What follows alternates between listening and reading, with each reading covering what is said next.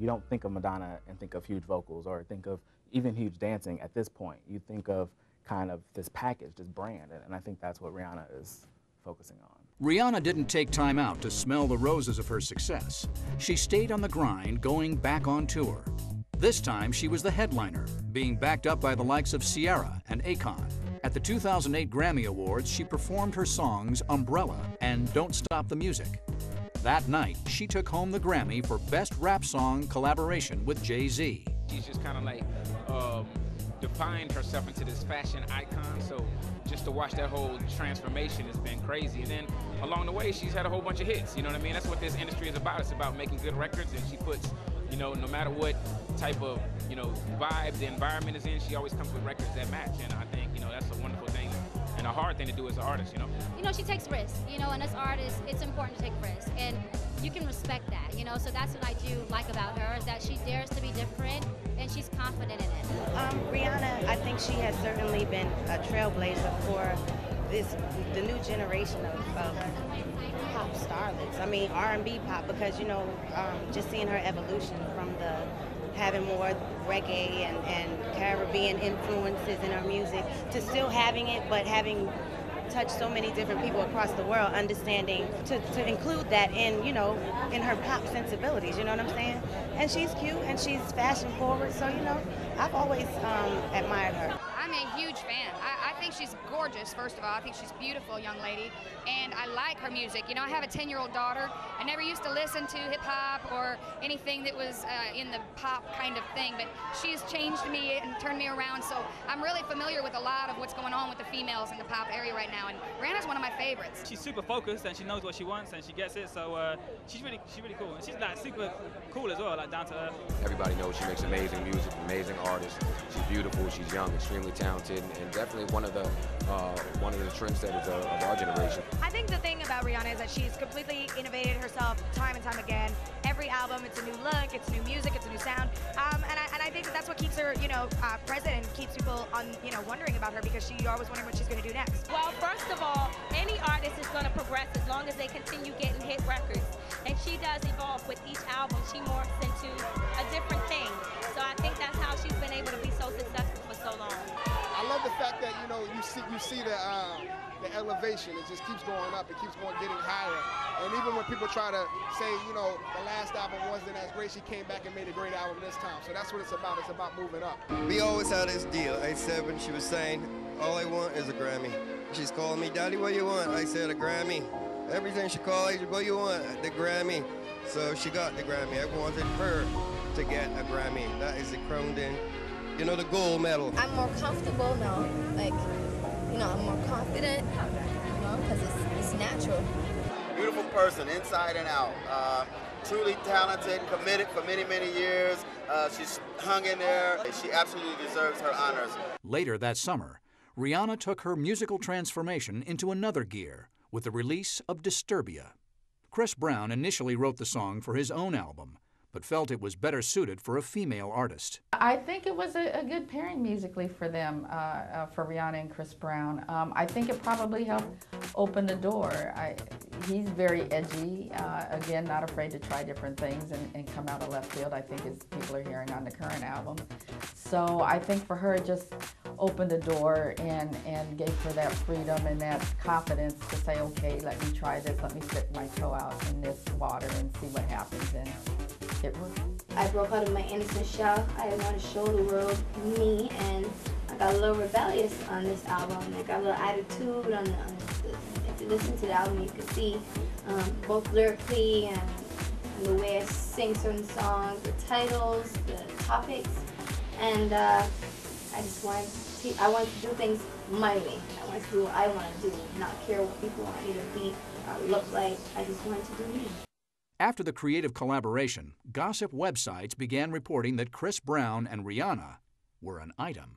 I tell you the girl that I would holler if I got to say. I holler at Rihanna, but she's my homegirl. She's like a best friend, so I can't holler at, you know what I'm saying? When you got a girl that's your friend, like, it's hard to like try to push up because she your homegirl. Like you like, oh, that's my homegirl.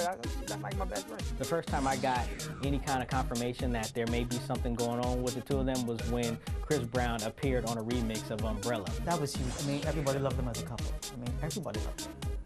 Everybody, because Chris Brown was huge with the ladies, and the ladies and the guys were huge with Rihanna. So I mean, that was perfect. That was the team couple. I mean, they both seem to be fun-loving, happy kids, and it was great for their careers because just think about it. You know, a lot of the coverage is happening when people are at events, they're on red carpets and everything, and so you have all these celebrities coming down the red carpet, but then you have the two of them together. I mean, they're just naturally going to get more attention, and they weren't like trying to hide it. Like Jay-Z and Beyonce, they would do songs together in the beginning, but they would always deny that they were together. So I just think the fact that Chris Brown and Rihanna were open about their relationship, people loved it. It was, you know, they were the cutest couple, so it definitely helped both of them. Rihanna, you sexy. You got it. Happiness is the most important thing. You just have to be happy. It doesn't matter what they look like, what their age is. You just have to be happy, you know, and your future counts more than anything, so you have to do it for yourself, not for anybody else. At the height of her popularity, Rihanna returned to Barbados to a hero's welcome. She was greeted by thousands of fellow Bajans who wanted to take a look at their homegrown princess of pop. I'm here to see our queen, Rihanna. She comes in very quiet, but the word gets out. She's the household name, so everybody freaks. I mean, the airport is in a frenzy.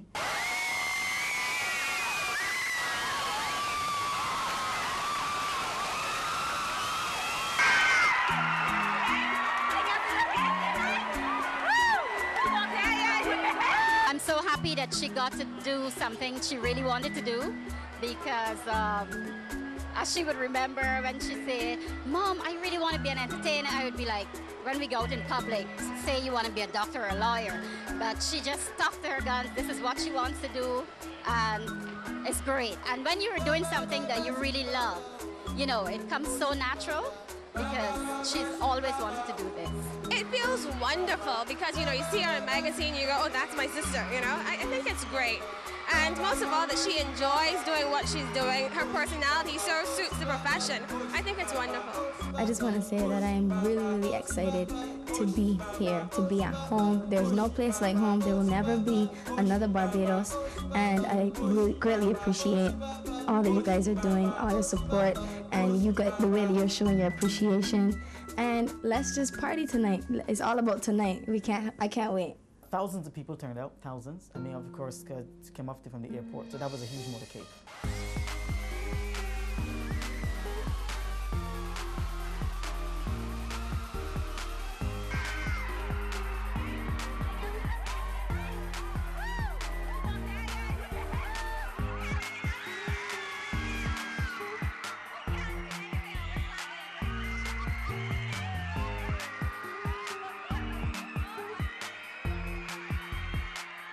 Rihanna was the guest of honor at the concert celebration, where many up-and-coming acts performed for the new hometown hero, including Chantel, a pop singer who years earlier was Rihanna's former cadet drill sergeant in high school. Rihanna was also showered with much love, gifts from local businesses, and, as a surprise, was appointed an official government ambassador from Barbados. Be it now proclaimed in Barbados on this 21st day of February in the year of our Lord 2008, that Rihanna be now designated Ambassador for Culture and Youth for Barbados, and be accorded the appropriate status and prominence associated with that office. You can call it Rihanna Day, and as a Barbadian, I was proud to see what Rihanna had become, you know, and Chris Brown was also there as well. All I can say is that I've never been so proud to be a Bajan for today. I want to thank all of you for coming out, all of you in front of me, all of you all over by the bridge. I know you can hardly see me, but thank you so much for coming out and supporting me so much. Thank you for supporting my career ever since day one. I'm Barbados. We got one. I love you.